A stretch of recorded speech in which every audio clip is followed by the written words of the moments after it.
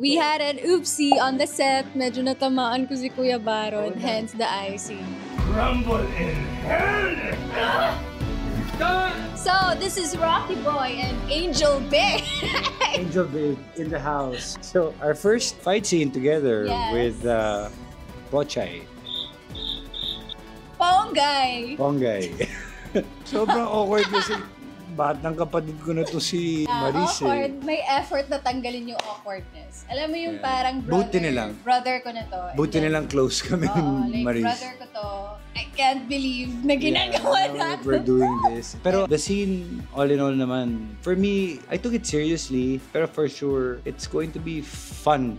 Fun to watch, no? For everyone. And dito makikita yung lakas din ng character ni Ponggay. Isipin mo, ang laki-laki ko, di ba? Kaya niya akong upakan. So yun, doon rin makikita yung pagiging parang sablay ng character ni Rocky. Kaya abangan natin, tingnan natin kung mahuhuli ba si Rocky Boy sa mga kabalbalan na ginagawa niya or pagpapatuloy niya to. I hope hindi na. Ikaw, Manish. I hope ititigil na ni Rocky Boy.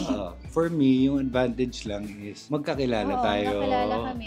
Matagal tayo nagsama sa Incognito. Pero hindi lang kami nagka-scene kasi ng ganito doon. Oo. But it's okay. Ganun naman yung buhay ng actor eh. Kailangan mong itanggalin yung awkwardness sa air or else magiging half-baked yung scene. You know and ang kagandahan naman, pag may mga request naman kami, pinabibigyan kami ni Direk Richard Someth. And it's such a blast to work with Direk Richard. Sobrang ganda ng energy ni Direk Richard. And nalagaan niya naman kami sa eksena. Pwede ko man, parang feeling ko ako sa tinutuwa.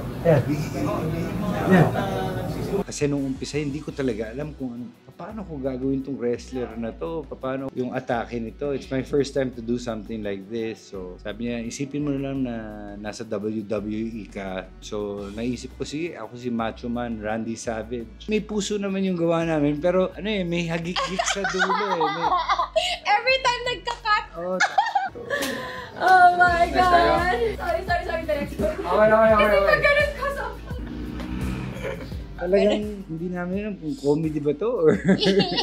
Pero committed ka na sa role kasi kahit sa interview may mask ka. Dadalhin mo na ba ako sa langit? Wow. WWE ng mga pinsan ko sa amin. As in, lalaki lahat ng pinsan ko. Tapos ginagano nila ako, tapos tinatapo nila. Ito pala yun. Nagamit din. Lahat ng pasa ko. Ito pala yun. Simula na ng paniningil. Uling ka! Tulong! Tulong ka! Travis!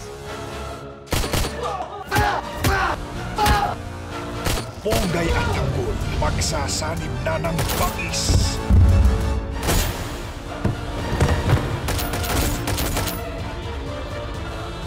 Please!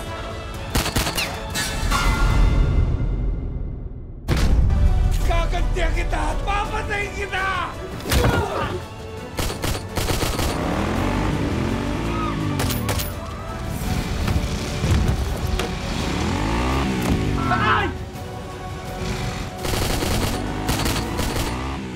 FPJ's Batang Quiapo.